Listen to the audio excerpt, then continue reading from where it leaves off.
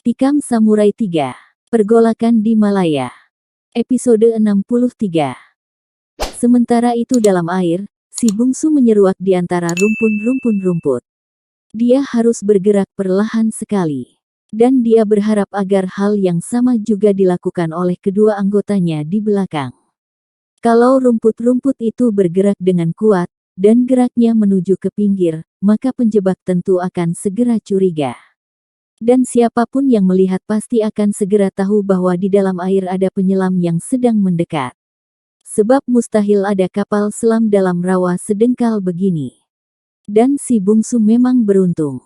Sebab baik Tongki maupun Donald yang berada di belakangnya memang bertindak hati-hati pula. Mereka nampaknya memang berasal dari pasukan yang disiplin. Ketiga mereka berenang dengan lambat. Si bungsu merasakan air makin dangkal. Tapi dia tetap tak mau muncul. Bahkan dia telah merayap di tanah, namun dia masih belum mau mengangkat kepalanya dari permukaan air. Barulah ketika air telah menimbulkan rambut di kepalanya dia mendongak perlahan. Sepi. Dia masih tiarap di air. Perlahan dia menoleh ke belakang. 2 meter di belakangnya, dia lihat dua sosok bayangan mendekat. Persis seperti yang dia lakukan tadi. Kedua orang itu juga tetap tak mau bangkit meski air telah amat dangkal. Mereka merayap dalam sikap hati-hati sekali. Akhirnya ketiga orang itu berada sejajar berdekatan. Dingin menusuk kulit. Nah, Letnan, apa lagi kini? Donald berbisik. Jalan menuju ke markas mereka ada di belah kananmu Letnan, Tongki menyambung bisik Donald. Si bungsu mengangkat tangan. Memberi isyarat untuk tak berbisik. Dan tangannya masih bergoyang memberi isyarat ketika perlahan terdengar suara dari sebelah kiri, yaitu tak jauh dari tempat Tongki menelungkup. Nampaknya kita disuruh menunggu nyamuk di sini, suara itu jelas dalam aksen Tionghoa. Tenanglah. Tadi saya melihat sesuatu bergerak di seberang sana, suara lain menyahut perlahan. Aksennya dalam nada Melayu. Ya. Saya juga melihat ada yang bergerak. Barangkali ada orang menari striptis di sana.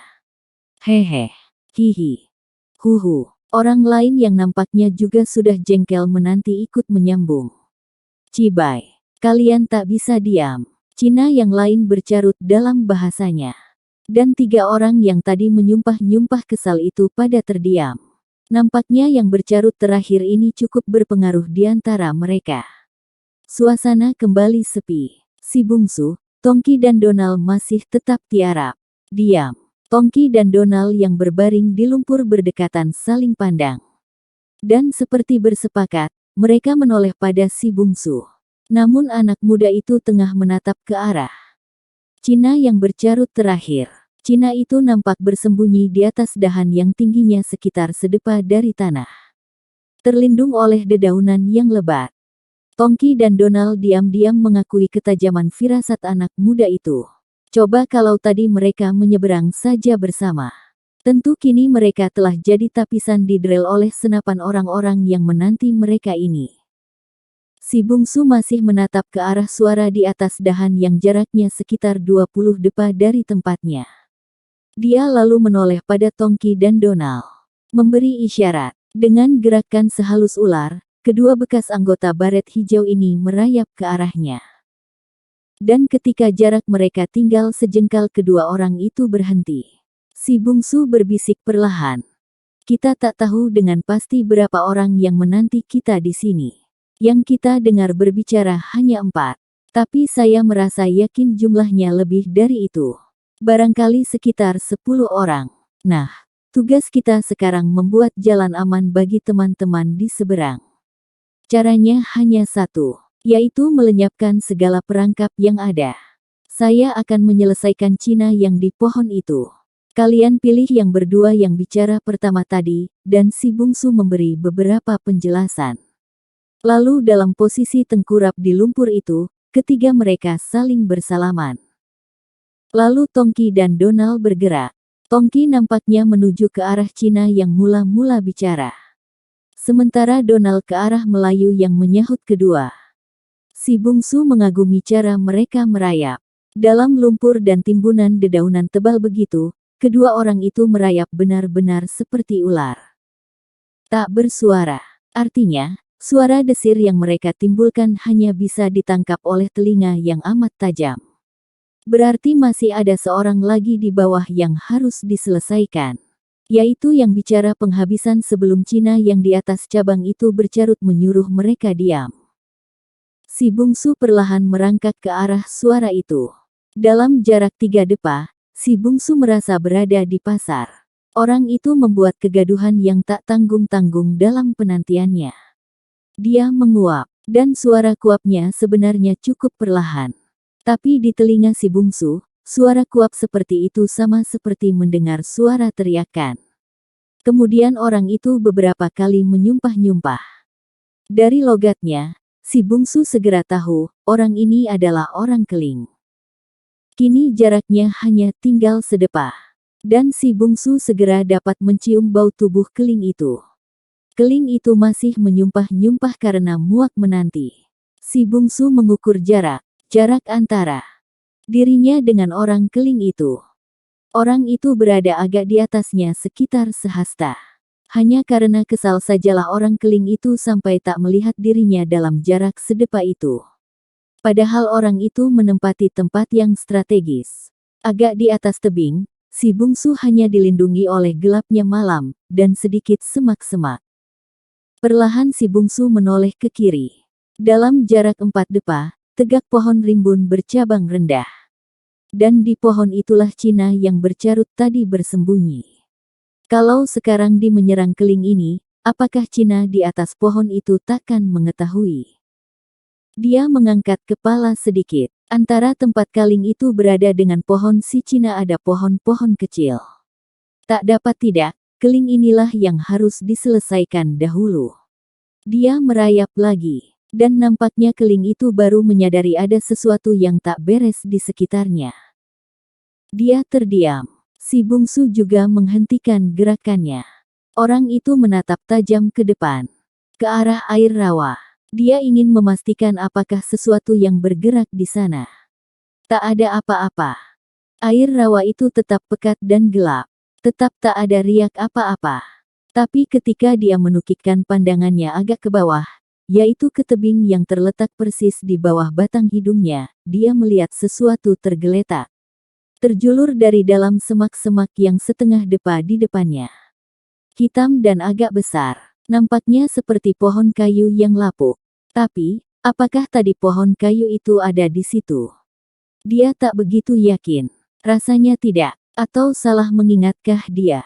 Masakan pohon itu begitu saja ada di sana. Dia coba membuka matanya lebar-lebar. Berusaha menembus dinding gelap yang melingkup pinggir rawa itu. Karena tak begitu yakin, dia lalu merangkak ke depan. Kepalanya dia julurkan, dan menatap. Lalu tiba-tiba disadar bahwa itu bukan pohon, melainkan kaki manusia. Kaki yang lengkap dengan sepatu. Kaget dan panik dalam waktu yang singkat melanda diri Keling itu. Dia menarik kepalanya dan mengangkat bedil. Namun segalanya terlambat sudah. Yang berada di depannya adalah si bungsu. Sesaat sebelum kepalanya ditarik, samurai anak muda itu berkelabat. Masih dalam keadaan tiarap, mata samurai itu membuat lingkaran ke udara. Dan kepala orang Keling itu putus. Kepalanya justru jatuh menimpa punggung si bungsu. Dan darah yang menyembur membasahi baju lorengnya. Tubuh Keling yang tak berkepalanya itu menggelepar. Gelepar tubuhnya menimbulkan suara berisik di semak itu. Kani keni pubo, kau tak bisa diam Keling jahanam. Terdengar carut yang amat kasar dari mulut Cina di atas pohon itu. Si bungsu menanti dengan tegang. Dia tak mungkin bergerak dalam situasi begitu. Posisinya berada dalam keadaan lemah. Cina itu bisa saja memuntahkan peluru ke arahnya bila dia curiga. Dia menanti diam, tapi tubuh Keling itu masih menggelepur. Persis seperti ayam yang disembelih. Kalau kau tak bisa diam, kurengkahkan kepalamu dengan pistol ini. Cina itu nampaknya marah benar. Dan hanya kebetulan saja yang menolong si bungsu. Tubuh Keling itu kehabisan darah. Darahnya telah menyembur seperti air tumpah dari drum lewat lehernya yang putus. Dan kini tubuh yang kehabisan darah itu terdiam. Kalau kau tak bisa menanti, lebih baik kau pulang saja ke markas. Suara Cina itu terdengar lagi perlahan. Mayat keling itu diam, tak menyahut. Ya, apa pula yang akan disahuti oleh sesosok mayat yang tak berkepala? Si bungsu merasa muak oleh darah yang membasahi pakaian dan punggungnya. Dia ingin bergulingan masuk ke air rawa. Tapi itu adalah hal yang mustahil. Kalau akan masuk rawa, dia harus merangkak lagi 6 depa ke kanan. Yaitu ke tempatnya mula-mula muncul tadi. Sebab di sanalah medannya yang penuh semak. Sementara di bawahnya ini, yaitu di depan Sei Keling ini mengintip, sampai ke daerah Cina di atas pohon itu, tebing rawannya licin, tak berumput. Dan setiap benda yang bergerak akan mudah kelihatan. Dan untuk surut ke belakang akan membuang waktu panjang. Kapten Fabian dengan pasukannya di seberang sana pasti tak sabar lagi menanti. Maka tak ada jalan lain baginya, selain membiarkan punggungnya berlumur darah, dan kini dia merayap ke atas. Bergulingan dan hop, kini dia berada pada posisi si keling tadi. Tubuh keling itu terbaring menelentang. Dan si bungsu berbaring di sisinya. Pada saat Cina tadi menyuruh keling yang telah mati itu untuk diam, Donald dan Tongki pada saat yang hampir bersamaan terhenti. Mereka sebenarnya siap menyekap musuh mereka dari belakang. Tapi mendengar Cina itu memerintah si keling, kedua lelaki yang akan mereka sekap itu berpaling. Sebenarnya kedua orang itu berpaling ke arah tempat si keling. Yaitu di 12 depa dari lelaki yang akan disekap Tongki dan 8 depa dari lelaki yang akan disekap Donald. Kedua orang itu juga mendengar suara semak-semak terkuak akibat gesekan tubuh si keling. Ke arah itulah mereka berpaling. Meskipun mereka tak dapat melihat karena gelapnya malam, namun mereka menoleh juga. Dan malangnya baik Donald maupun Tongki berada di arah yang toleh kedua orang itu. Kedua orang itu semula hanya melihat bayangan gelap. Dan bagi Tongki maupun Donald hal begini mereka maklumi sangat sebagai suatu bahaya. Kalau saja sempat salah seorang di antara orang yang mereka sekap ini berteriak, maka tamatlah riwayat penyergapan mereka. Mungkin mereka masih akan bisa memenangkan pertarungan. Tapi korban akan berjatuhan. Sedangkan mereka tak ingin seorang pun korban yang jatuh di pihak mereka. Dan yang lebih penting lagi, kalau sampai terdengar tembakan, maka kapal yang sedang membongkar muatan berupa perempuan-perempuan itu pasti akan melarikan diri. Mengingat bahaya ini, Tongki segera menerkam lawannya yang orang Cina itu. Dan Donald menerkam lawannya yang orang Melayu. Cara mereka memang cara khas pasukan komando. Terlatih, cepat dan mematikan. Dan yang lebih penting, tak menimbulkan suara. Tongki menyergap lawannya dengan pisau komando. Sergapannya dibuat sedemikian rupa, sehingga ujung pisau komando itu menerkam jantung Cina tersebut bersamaan dengan tangan kirinya yang menyekap mulut Cina itu. Cina itu kaget separuh mampus.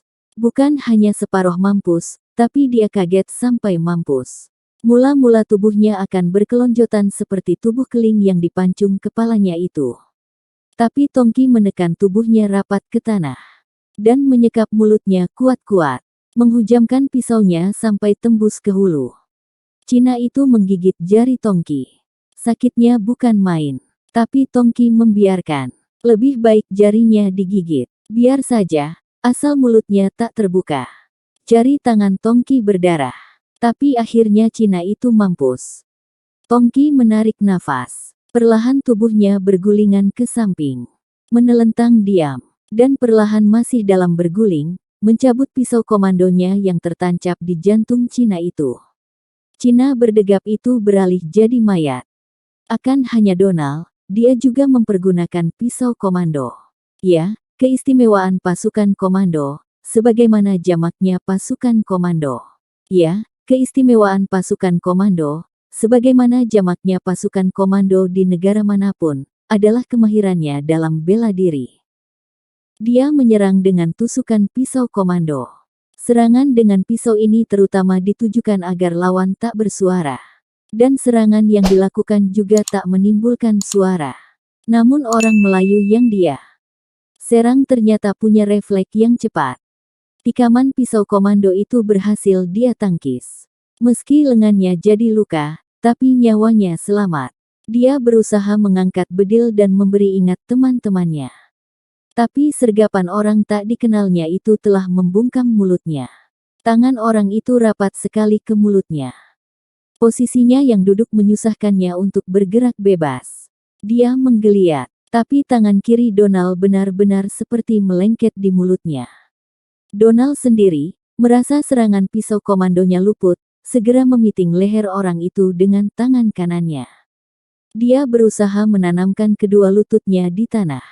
Orang itu menggelinjang, namun dia makin menekankan tubuhnya ke bawah.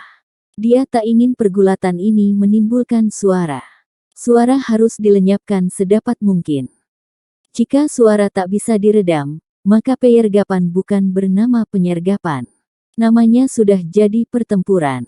Dan kalau pertempuran, maka nilainya sama saja dengan pasukan-pasukan biasa. Disitulah letak istimewanya pasukan komando. Jika berperang dalam bentuk beregu atau kompi, dia akan merupakan pasukan pemunah yang sangat tangguh, ditakuti dan berbahaya. Kalau berperang secara individu, maka dia merupakan ujung-ujung tombak yang amat berbisa. Yang setiap goresannya merupakan maut. Begitulah yang telah dibuktikan oleh Tongki. Dan kini Donald sedang berusaha menyelesaikan penyergapannya. Dia jadi malu kalau penyergapan ini ketahuan. Meskipun musuhnya ini bisa dia bunuh, namun suara yang ditimbulkan akan jadi cemooh nanti. Dengan tetap mendekap mulut orang Melayu itu, Donald memiting lehernya dengan kuat. Pitingannya makin menjepit. Dia memiting dengan sebuah pitingan judo yang tangguh. Tubuh orang Melayu itu mulai menggeletar. Dan suatu saat terdengar suara berderak. Kepala orang itu terkulai. Tulang lehernya ternyata patah. Dalam usahanya mematahkan perlawanan orang Melayu itu, Donald mendekap mulutnya dengan tangan kiri dengan kuat. Kemudian memiting lehernya dengan lengan kanan. Yaitu setelah lengan kanannya gagal memasukkan pisau komando. Dia memiting dengan segenap tenaga. Kemudian dengan segenap tenaganya pula, tangan kirinya yang masih mendekap mulut, dia tolakkan ke kanan. Akibatnya sungguh fatal bagi orang itu. Tulang lehernya patah. Donald masih memiting leher orang itu beberapa saat. Bahkan tangan kirinya masih mendekap mulut orang itu. Dia menoleh ke kiri dan ke kanan. Berusaha mendengar reaksi. Apakah pergumulannya ini terdengar tadi atau tidak? Tak ada suara apa-apa. Perlahan dia membaringkan tubuh orang itu ke tanah. Kemudian dia menghapus peluh. Waktu yang termakan oleh mereka sejak mereka bersalaman tadi, sampai terbunuhnya ketiga orang itu adalah 4 menit. Jadi jika dihitung sejak mereka mulai menyeberang rawa, yaitu sejak meninggalkan Kapten Fabian dan 5 anggota lainnya di seberang sana, telah habis waktu selama 16 menit. Keadaan kini jadi sepi. Tak ada suara. Dan si bungsu yakin, sebagaimana Donald dan Tongki juga yakin, bahwa teman-temannya telah menyelesaikan tugas mereka dengan baik. Kini mereka menanti. Sementara si bungsu yang harus menyelesaikan Cina di atas pohon itu, tengah merangkak ke pohon tersebut. Dia merangkak mendekati tempat itu dari arah belakang. Posisi ini menguntungkan dirinya. Sebab Cina itu pasti tetap memandang ke depan. Ke rawa yang airnya hitam dalam gelapnya malam itu. Dia tengah merangkak, ketika dari seberang sana terdengar suara burung malam. Tak sembarang orang bisa mengetahui bahwa suara itu sebenarnya adalah suara manusia. Isyarat yang dikirimkan oleh regu Kapten Fabian. Si bungsu menangkap bunyi itu. Dia berhenti merangkak, dan tiba-tiba dia dengar suara yang santa dari arah kanannya. Suara itu kalau tidak balasan dari Tongki pastilah balasan dari Donald. Jawabannya itu hanya sekali. Kemudian sepi. Si bungsu merangkak lagi. Makin dekat ke pohon rendah itu. Soal merangkak dalam semak-semak tanpa menimbulkan bunyi, dia tak usah malu pada anggota baret hijau itu. Pekerjaan itu sudah merupakan mainannya ketika di Gunung Sago. Bukankah ketika mengintai rusa atau kijang untuk persediaan makanan dia harus menanti atau merangkak mendekati hewan itu ketika mereka sedang minum di tebat kecil di rimba belantara itu? Nah, pekerjaan itu mula-mula amat susah benar dia lakukan. Dia masih ingat, selama sebulan dia berusaha mendekati rusa itu, tapi dari jarak 100 meter, rusa itu sudah tahu akan kehadirannya. Tidak saja dia lupa memperhitungkan arah angin, sehingga bau tubuhnya tercium oleh binatang itu, tapi gerakan kakinya dia anggap sudah sangat hati-hati dan perlahan sekali, rupanya sangat hingar-bingar di telinga binatang-binatang itu. Dari kesulitan hidup di belantara itu dia belajar. Akhirnya di bulan kedua dia berhasil mendekati tempat binatang tersebut tanpa diketahui. Menginjak bulan purnama, dengan mudah dia menangkap kijang atau rusa yang tengah makan rumput. Dia merayap dari balik alang-alang tanpa diketahui sedikitpun. Dan kini dia mengulangi lagi kaji lama itu. Dengan mudah kini dia berada di bawah pohon tersebut. Menembus gelapnya malam dan rimbunan daun, dia berhasil melihat sesosok tubuh duduk dengan enaknya di sebuah cabang yang benar-benar strategis dan mirip kursi. Pantaslah Cina itu tak menimbulkan suara sedikitpun. Sebab dia tak usah susah-suah merubah posisi. Posisi duduknya sudah sedemikian enaknya. Dahan tempat duduknya lebar. Ada dahan lain di kiri kanan tempat kaki. Dan di belakangnya tegak batang pohon tersebut untuk bersandar. Benar-benar tempat yang enak. Kalaupun ada suara yang ditimbulkan oleh Cina itu, hanyalah dari mulutnya. Mulutnya mengunyah terus-terusan. Nampaknya dia seorang profesional benar. Menanti musuh dengan senjata api siap memuntahkan peluru, dan sekantong makanan di dekatnya. Makan itulah yang dikunyah dan dilahapnya terus selama penantian tersebut. Pantas saja dia tak merasa bosan seperti teman-temannya yang lain. Cina itu merogoh kantong, mengeluarkan sebuah botol picak, membuka tutupnya, lalu meneguk isinya. Si bungsu yang tiarap setengah depa dari pangkal pohon itu segera dapat mencium bau minuman keras menyeruak dari mulut botol tersebut. Dan saat itulah si bungsu menginsut tubuh. Dia tegak perlahan. Kalau sekedar ingin membunuh, maka Cina itu sudah kehilangan kepala dia buat. Ketika si bungsu tegak, Cina itu persis berada sama tinggi dengannya. Dia duduk di dahan yang tingginya hanya setengah meter dari tanah. Dan kini tanpa dia sadari sedikitpun, seseorang dengan sebilah samurai yang sudah terlalu banyak merenggut nyawa berada persis di balik pohon yang dia buat sebagai tempat sandaran tubuhnya. Set, Cina itu mendengar isyarat di belakangnya. Tanpa curiga dia menoleh. Dan tiba-tiba saja sebuah benda panjang lagi dingin dan tajam, tertekan di lehernya. Jangan bersuara kalau engkau masih ingin tetap memiliki kepalamu ini. Terdengar suara bisikan perlahan dan bernada datar di rumpun telinganya. Kalau ada seekor ular berbisa melilit tubuhnya saat itu, mungkin Cina tersebut takkan kaget dan takut seperti yang dialami saat ini. Betapa mungkin, seseorang mendekati tempatnya tanpa dia ketahui sedikitpun. Siapapun orang yang mengancamnya ini, meski tak dia ketahui, namun yang pasti, orang ini adalah seorang tangguh dan amat berbahaya. Dan ancamannya pastilah tidak main-main. Cina itu menggeleng. Gelengannya tanda persetujuan bahwa dia takkan bersuara. Tanda pengakuan bahwa dia masih ingin memiliki kepala di atas lehernya.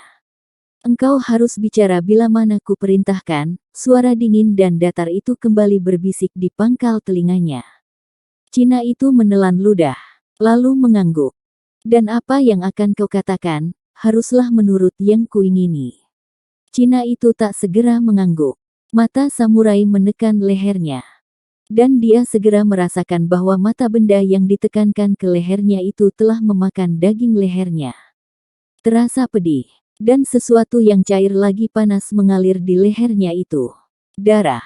Dengan wajah pucat dan ketakutan yang amat sangat, Cina itu mengangguk. Dia benar-benar hampir tak bernafas saking takutnya. Nah, bagus begitu. Berapa orang anggotamu yang menanti di sekitar ini? Suara si bungsu terdengar lagi berbisik. Jangan bohong, sebab aku takkan pernah mengangkat mata samurai ini dari lehermu sebelum semua keteranganmu ku ketahui benar adanya. Sekali engkau coba berbohong, maka engkau akan duduk di sini tanpa kepala. Ada 8 orang. 8 orang. Berarti 9 dengan Cina ini. 3 sudah mati. Yang 1 kini dia kuasai. Jadi 4 telah dilumpuhkan. Tinggal kini 5 orang. Pikiran si bungsu bekerja cepat.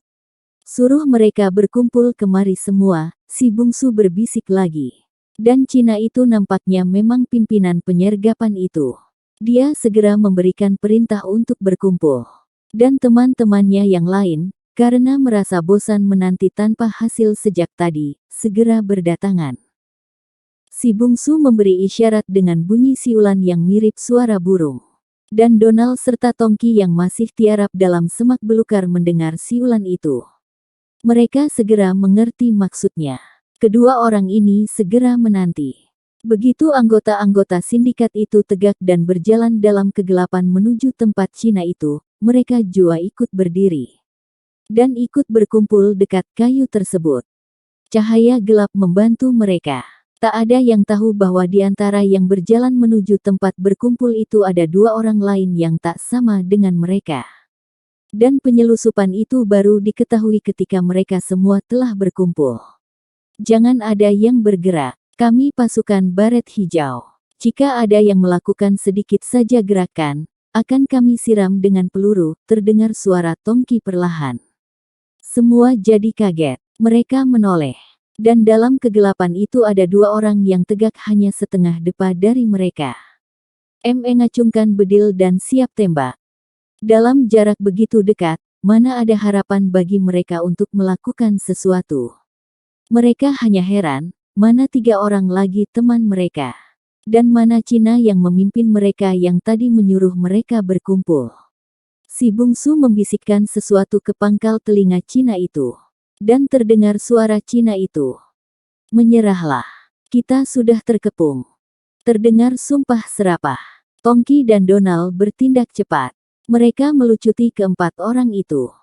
Dan memaksanya tengkurap. Beri isyarat pada Kapten Fabian, suara si bungsu terdengar perlahan. Tongki kemudian mengirim isyarat itu. Suara burung malam terdengar berbunyi 3 kali dari mulutnya. Dari seberang terdengar pula sahutan sekali. Mereka berhasil. Mari kita menyeberang. Cepat. Suara Kapten Fabian memerintahkan regunya. Dan ke-6 pasukan baret hijau ini segera memasuki rawa dan menyeberanginya. Memerlukan waktu 5 menit bagi mereka untuk berjalan mengarungi rawa pekat itu. Mereka segera saja sampai ke tempat ketiga orang itu meringkus lawannya. Ke-6 anggota sindikat yang semula bermaksud menyiksa mereka kini telah tertelungkup di tanah. Ke-6-nya dalam keadaan terikat tangannya ke belakang. Dan terikat kakinya satu dengan yang lainnya. Letnan, bungsu menyerahkan tawanan itu pada Kapten Fabian. Dan menerangkan bahwa yang memimpin penyergapan ini adalah Cina yang tertelungkup paling kanan. Kapten tersebut menyalakan senter kecil. Menerangi wajah Cina itu. Kita tak punya waktu. Kita harus menyergap mereka yang ada di pelabuhan. Ayo cepat. Donald dan Miguel tinggal menjaga ke-6 orang ini di sini. Begitu mereka bergerak, sikat saja semua. Kapten itu mengeluarkan perintah. Dan dipimpin oleh Tongki di depan sekali, mereka mulai mendekati markas sindikat tersebut. Sementara Donald dan Miguel tegak 2 depa dari 6 anggota sindikat yang tertelungkup itu. Ke-6 anggota sindikat itu benar-benar dibuat tak berkutik. Berteriaklah kalian, atau bangkitlah, agar kami bisa menyikat kalian semua. Suara Miguel terdengar mendesis perlahan. Ke-6 anggota sindikat itu tak bisa bicara. Dan kalaupun bisa, mereka takkan mau bicara. Mereka kenal benar dengan lawan mereka. Dalam dunia yang mereka cempungi ini, jika sudah tertangkap begitu lebih baik menyerah dan dia saja. Ikuti perintah lawan. Sebab sedikit saja membuat kekeliruan, nyawa imbalannya. Dan mereka lebih senang hidup daripada dianggap pahlawan oleh teman-teman sindikat lainnya. Pahlawan tapi sudah mati. Tak ada yang bergerak. Namun Cina yang tadi diancam oleh si bungsu masih berusaha. Yang mengikat tangannya adalah Donald. Dan ikatan di tangannya sedikit longgar. Tubuhnya tetap tak bergerak di tanah. Tapi secara perlahan sekali, pergelangan tangannya dia putar. Terasa pedih, namun dia berusaha terus. Di dalam sepatunya ada pistol kecil dan pisau belati. Mereka memang digeledah satu persatu setelah diikat tadi. Semua senjata mereka dilucuti. Namun 2 buah senjata yang ada dalam lars sepatunya luput dari pemeriksaan. Kini itulah yang tengah diusahakan untuk diambil oleh Cina itu. Namun sebelum bisa mengambil kedua senjata itu, dia harus membebaskan kedua tangannya terlebih dahulu. Dia ingin minta bantuan temannya yang tertelungkup di samping kanannya. Tapi dia khawatir gerakannya akan mencurigakan kedua anggota baret hijau yang tetap mengawasi mereka. Satu-satunya jalan ialah berusaha sendiri. Dia putar terus pergelangan tangannya. Susahnya adalah karena dia tertelungkup. Kedua tangannya yang terikat ke belakang itu kini justru di bagian atas. Kalau banyak benar membuat gerakan, bisa-bisa menarik perhatian salah seorang dari pasukan yang menjaganya. Karena itu meski ditolong oleh gelapnya malam, dia terpaksa memutar kedua pergelangannya dengan perlahan. Sementara itu pasukan Kapten Fabian telah sampai ke markas sindikat itu. Mereka menyebar di keliling rumah tersebut. Tongki merayap mendekat, melihat ke dalam, lalu merayap lagi ke dekat Kapten Fabian. Hanya ada seorang di dalam sana. Kemana yang lain? Saya rasa sudah di pelabuhan sana. Dari kejauhan terdengar suara ombak. Oke, suruh Fred menyudahi orang itu. Kita menyergap mereka di pelabuhan. Perintah kapten itu disampaikan secara berbisik pada Fred. Orang Inggris yang satu ini adalah ahli karate. Dia segera menyelusup mendekati markas itu begitu teman-temannya yang lain bergerak menuju pelabuhan. Dia menyandarkan senjatanya di pintu luar. Kemudian mendorong pintu sampai terbuka perlahan. Orang yang di dalam itu adalah seorang kulit putih. Mungkin orang Itali. Bertubuh besar bertelanjang dada. Senjatanya sepucuk Mauser. Terletak di atas meja. Di sudut ruangan ada satu set peralatan radio.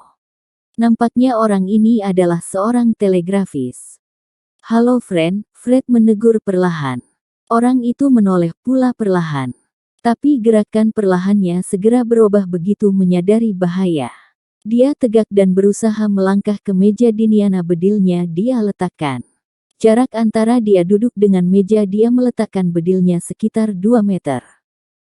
Namun langkahnya terpotong oleh gerakan Fred yang selincah musang. Sebuah pukulan menghantam rusuk orang itu. Ada pepatah berbunyi, sepandai panda tupat melompat, sekali waktu jatuh juga.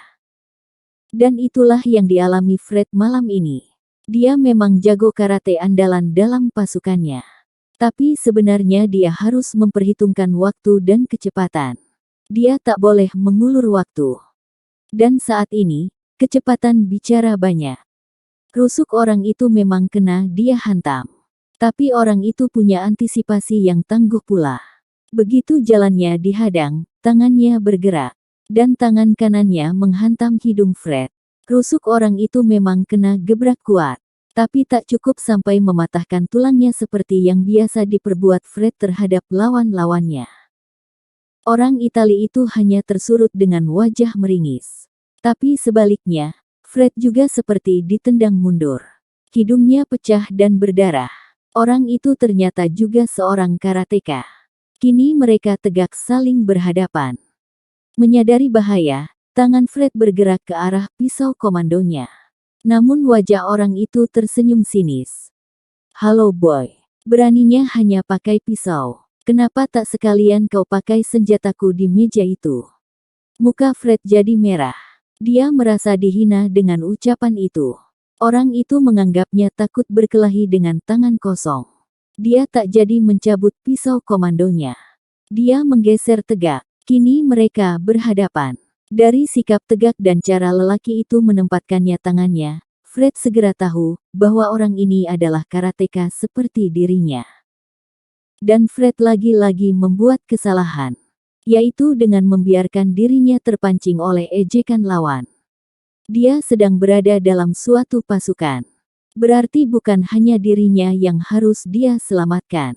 Tapi seperti tupai yang pandai melompat tadi, dia juga bisa gawah.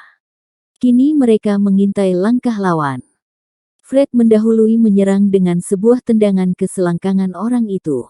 Orang itu bergerak cepat ke samping dan mengirimkan sebuah pukulan cepat ke wajah Fred. Fred menarik tendangannya, kemudian berputar. Kali ini kakinya menyerang dalam bentuk berputar ke belakang. Ternyata dia berhasil. Sepatunya menggebrak wajah Itali itu. Orang itu terpelanting ke dinding. Fred memburu. Namun seperti seekor musang, orang yang terjajar itu tiba-tiba melompat tinggi. Dan sebelum Fred siap benar, sepatunya telah mendarat di dada Fred. Sebuah tendangan Maetobigiri yang sempurna. Akibatnya juga sempurna. Jantung Fred pecah. Dan jatuhlah korban pertama dalam pasukan baret hijau malam itu. Fred mati. Sungguh menyedihkan. Fred yang ahli karate itu, justru mati di tangan karateka lainnya. Kalau saja tadi dia tidak terlalu mengandalkan karatenya, yaitu begitu pertama hidungnya pecah, dia segera mempergunakan pisau komando, maka keadaan akan lain jadinya. Orang Itali ini sudah bisa dia lumpuhkan. Namun dia terlalu percaya pada diri dan kemampuannya. Dan dia cepat panas kena sindir. Dia membiarkan dirinya terperangkap oleh ejekan orang ini. Tak tahunya orang ini juga seorang karateka yang justru lebih tangguh darinya. Orang Itali itu menatap pada tubuh Fred yang terlentang di lantai. Mulutnya ternganga. Wajahnya membayangkan rasa sakit bercampur heran. Dari mulutnya darah mengalir. Tendangan sambil melompat dia lakukan ketika terdesak tadi sebenarnya tak begitu telak mengenai lelaki ini. Artinya, lelaki itu tak usah sampai terjajar 5 depa ke belakang. Tersandar ke dinding. Itu sebenarnya hanya gerak tipu saja. Yaitu gerak mencari ruang dan waktu untuk mempersiapkan sebuah lompatan. Dan Fred yang ingin segera menyudahi pertarungan itu, ternyata memakan umpan yang diulurkan lawan. Dia maju. Dan saat itulah Itali ini bertumpu dan melompat. Kaki kanannya terjulur lurus ke depan. Kaki kirinya terlipat di bawah paha kanan. Dan tubuhnya seperti duduk meluncurkan kaki kanan ke samping kanan di udara. Dalam posisi begitulah dia mendarat di dada Fred. Lelaki anggota sindikat ini segera sadar bahwa bahaya besar tengah mengancam dirinya dan teman-temannya. Seluruh pulau dijaga dengan ketat. Perangkap telah dipasang lewat rawa yang diduga pasti akan dilalui oleh musuh mereka. Kini ternyata orang ini bisa menerobos kemari tanpa diketahui oleh penyergap yang mereka pasang. Apakah yang telah terjadi dengan 9 orang teman-temannya yang menanti di pinggir rawa? Cepat dia menyambar mausernya yang terletak di meja. Dia menanggalkan granat Mauser itu dari ujung junglennya. Lalu perlahan keluar dari pintu belakang. Gelap. Dia bersuit. Suit isyaratnya membelah malam yang dingin. Suitnya terdengar oleh kelima teman-temannya yang tertelungkup di bawah todongan bedil Donald dan Miguel. Kedua anggota baret hijau itu juga mendengar suit itu. Dan kedua mereka tahu bahwa suara suitan itu bukan kode dari teman mereka. Kelima anggota sindikat itu sebenarnya ingin membalas isyarat itu. Tapi bagaimana mereka bisa, kalau ujung bedil otomatik tetap diarahkan ke tengkuk mereka. Makanya mereka memilih berdiam diri saja. Dan orang Itali itu segera menangkap bahaya atas tak terjawabnya isyarat yang dia berikan. Dia lalu menuju ke pelabuhan. Di pelabuhan orang-orang tengah menurunkan 9 orang perempuan. Perempuan terakhir, yaitu seorang perempuan dari Muangtai kelihatan dipapah turun. Kemudian dibawa ke rumah kecil di pinggir dermaga. Kalian telah kami kepung. Menyerahlah. Tiba-tiba saja sebuah suara mengoyak kesepian. Dan suara itu datang dari pangkal dermaga. Mereka menoleh, dan di sana, tegak seorang lelaki barat dalam pakaian loreng-loreng. Cahaya lampu di dermaga memantulkan kilat senjata otomatik di tangannya. Orang itu kelihatan sendiri. Tapi 6 orang lelaki di dermaga itu mengetahui bahwa lelaki itu pasti tak sendiri. Dan dengan kehadiran lelaki berbaju loreng itu, mereka segera pula menyadari bahwa 9 orang teman mereka yang memasang perangkap di tepi rawa sana telah dilumpuhkan. Jatuhkan senjata kalian. Semua. Terdengar lagi perintah Kapten Fabian. Keenam lelaki itu menjatuhkan bedil mereka. Perempuan-perempuan yang masih di dermaga itu jadi panik. Dan kesempatan itu dipergunakan oleh 2 orang anggota sindikat tersebut yang masih ada di kapal. Mereka mengangkat bedil. Kemudian menembak ke arah Kapten Fabian yang tegak di kepala dermaga itu. Tapi dari pinggir kanan, Tongki dan 2 orang temannya yang sejak tadi sudah merayap ke sana, dan sejak tadi telah memperhatikan kapal itu, segera meledakkan senjata. Serentetan tembakan terdengar di malam yang hampir disambut subuh itu. Kedua orang itu menggeliat. Lebih dari selusin peluru menerkam tubuh mereka. Wajah mereka cabik-cabik. Pekik perempuan terdengar. Dan pada saat yang sama, Kapten Fabian terpekik dan terpental jatuh ke dermaga. Punggungnya dilanda peluru dari belakang. Anggota pasukan komando itu jadi kaget. Siapa yang di belakang? Dan saat itu perang terbuka tak terhindarkan. Keenam anggota sindikat yang tadi menjatuhkan senjata ke lantai dermaga, begitu perempuan-perempuan memekik, begitu Kapten Fabian yang menodong mereka jatuh dihantam peluru, mereka serentak menjatuhkan diri ke dekat senjata yang tadi mereka jatuhkan. Dan begitu senjata-senjata berada di tangan mereka, para anggota sindikat penyeludup wanita ini mulai menembak membabi buta. Ya, mereka hanya bisa menembak membabi buta. Sebab selain Kapten Fabian yang tadi menodong mereka di tempat terbuka, maka lawan yang lain tak seorang pun yang kelihatan. Johnson, orang Inggris Selatan yang ahli renang dan berkelahi dalam air, yang tegak tak jauh dari Kapten Fabian, begitu melihat komandannya kena tembak, segera jadi kalap. Dia memuntahkan pelurunya ke arah belakang, yaitu ke arah dari mana peluru tadi menyambar punggung Kapten Fabian. Sehabis menembak ke belakang, dia menembaki anggota sindikat yang tiarap di lantai dermaga. Lalu dia berlari ke arah Kapten Fabian. Tapi gerakannya yang terakhir ini membawa malapetaka.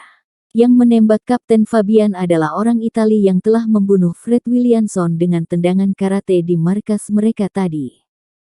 Setelah dia menembak, dia bersembunyi di balik bangunan tua tak jauh dari pangkal dermaga. Saat Johnson menembak, dia tetap bersembunyi. Tapi begitu Johnson berlari ke arah Kapten Fabian, orang Italia ini maju ke depan selangkah. Senapan otomatnya menyala. Johnson tersentak-sentak ditembus peluru. Dan tubuhnya jatuh mencebur laut di bawah dermaga. Melihat hal ini, 3 orang sisa pasukan komando di sekitar dermaga segera menyikat sindikat yang ada dan tiarap di dermaga. Kontan saja mereka jadi bulan-bulanan. Sebab tak ada perlindungan. Anggota sindikat itu membalas membabi buta. 3 orang mati segera dimakan peluru anak buah Kapten Fabian. Namun tembakan yang dilepaskan anggota sindikat itu merenggut pula 2 gadis yang ada di dermaga itu, yang dalam paniknya berlarian tak tentu arah. Sementara itu, orang Italia yang telah membunuh Fred Williamson dan menembak Kapten Fabian, mengintai sisa pasukan komando itu. Dia mengintai dari mana arah tembakan. Kemudian membidikan senjata otomatiknya ke sana. Pada saat Johnson, anggota baret hijau dari Inggris yang mati tertembak dan jatuh ke bawah dermaga, si bungsu segera menyadari bahaya yang datang dari belakang mereka. Firasatnya mengatakan bahwa Fred yang ditinggal dan disuruh menyelesaikan lawannya di markas itu telah celaka. Dan kini lawannya itulah yang menembak Kapten Fabian dan Johnson. Sadar akan bahaya ini, anak muda dari Gunung Sago itu segera meninggalkan posisinya. Seperti siluman dia menyelinap menuju tempat tembakan yang berasal dari bedil orang Italia itu. Dan saat itu, orang Italia itu tengah membidik ke arah salah seorang anggota baret hijau. Namun orang Italia ini nampaknya punya firasat yang tajam juga. Dia seperti merasa ada orang dekatnya. Dia menoleh ke kiri. Kosong. Ke kanan. Kosong. Namun hatinya tetap tak sedap. Dia melihat ke belakang. Dan darahnya seperti berhenti mengalir. Jantungnya seperti berhenti berdetak. Di belakangnya, entah kapan datangnya, entah dari mana asal muasalnya, telah berdiri saja seorang anggota baret hijau. Dan orang yang membuat dia kaget itu tak lain dan tak bukan daripada si bungsu.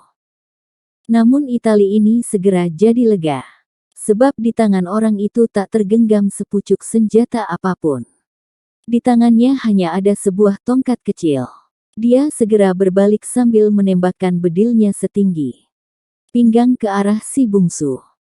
Tapi bedilnya tak pernah menyala. Tangannya yang memegang bedil itu terasa lumpuh.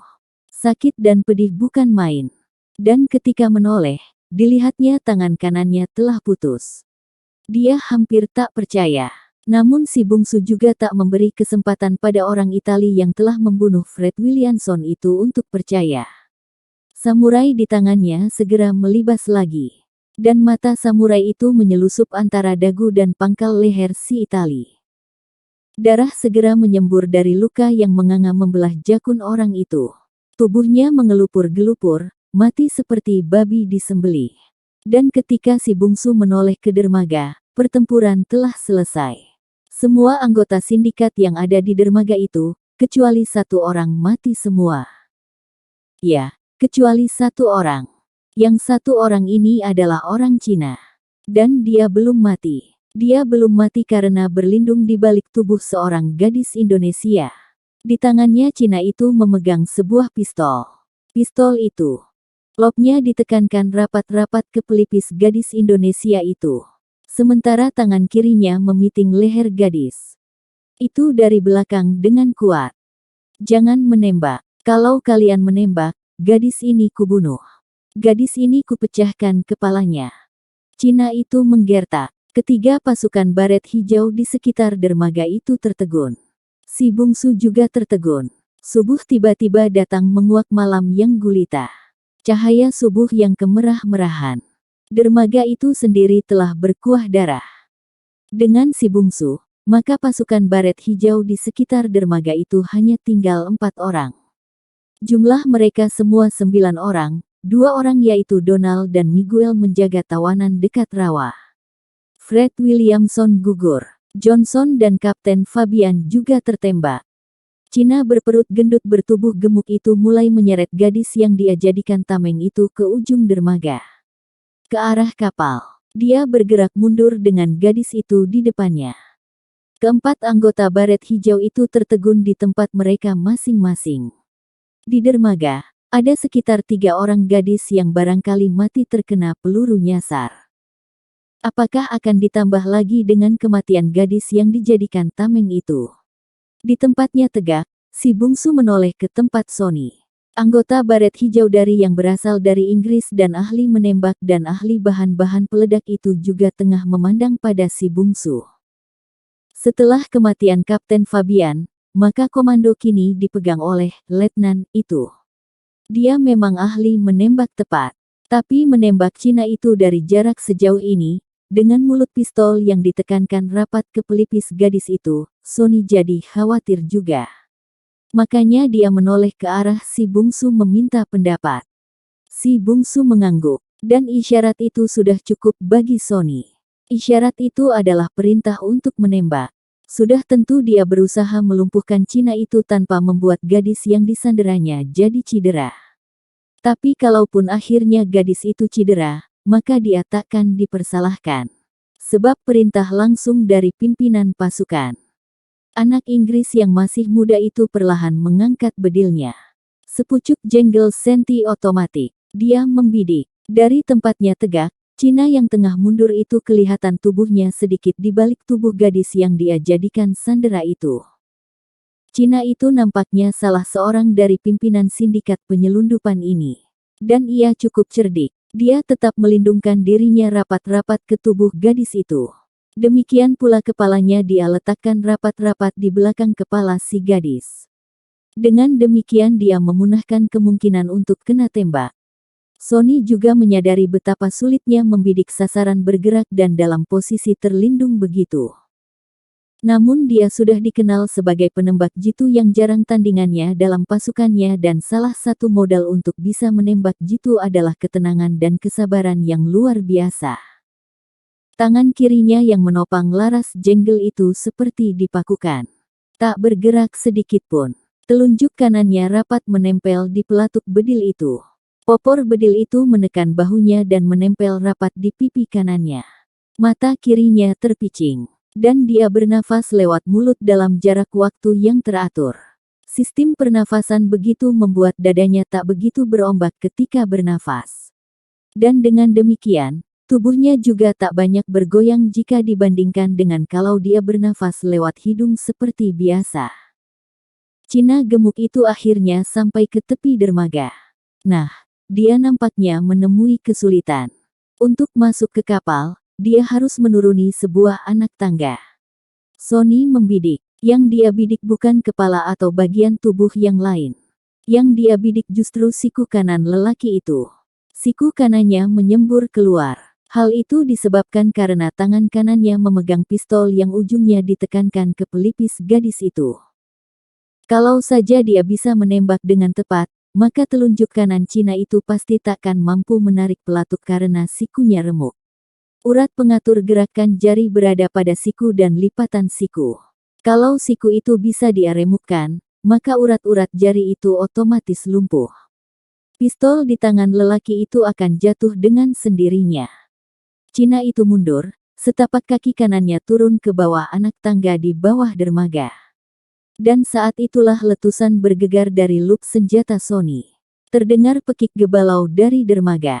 Perempuan itu memekik. Cina itu juga memekik. Persis seperti perhitungan Sony. Dia berhasil menembak 2 jari dari siku Cina itu. Sikunya remuk, dan menghancurkan sistem kerja seluruh jari kanannya. Pistolnya jatuh tanpa meledak. Dalam takut dan rasa sakit yang luar biasa, dia coba menarik gadis Indonesia itu dengan tangan kirinya. Namun sebuah lagi tembakan bergegar. Dan siku kiri Cina itu hancur pula dimakan peluru Sony. Cina itu meraung dan terjatuh ke belakang.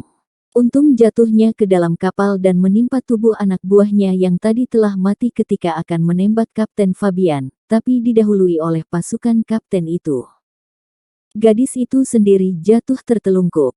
Separuh tubuhnya sudah menjulur ke bawah dermaga. Namun dia berusaha menggapai ke atas. Tongki, si negro yang berada tak jauh dari salah satu tepi dermaga segera melompat dan berlari menolong gadis itu. Untung dia datang tepat pada waktunya. Gadis itu hampir tercebur ke bawah, ketika tangannya yang menggapai di saat terakhir disambar oleh Tongki. Ada beberapa saat tubuhnya terayun di awang-awang. Baru Tongki bisa mengangkatnya ke atas dengan sebuah tarikan kuat.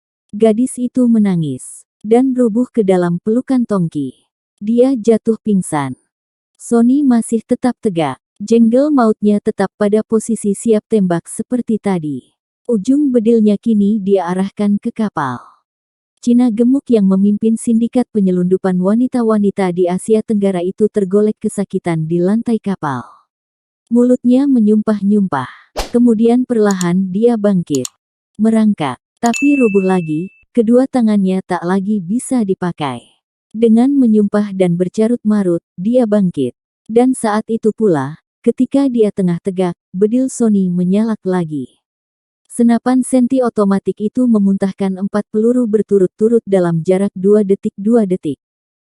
Tubuh Cina gemuk itu seperti ditendang-tendang gergasi. Terpental-pental. Dan ketika akhirnya tubuh gemuknya itu kecebur ke laut, kepalanya telah rengkah berserak-serak. Lalu sepi. Perlahan Sony menurunkan bedilnya. Menoleh lagi pada si bungsu. Letnan itu tersenyum dan mengangkat jempol. Sony membalas senyumnya dan melambai.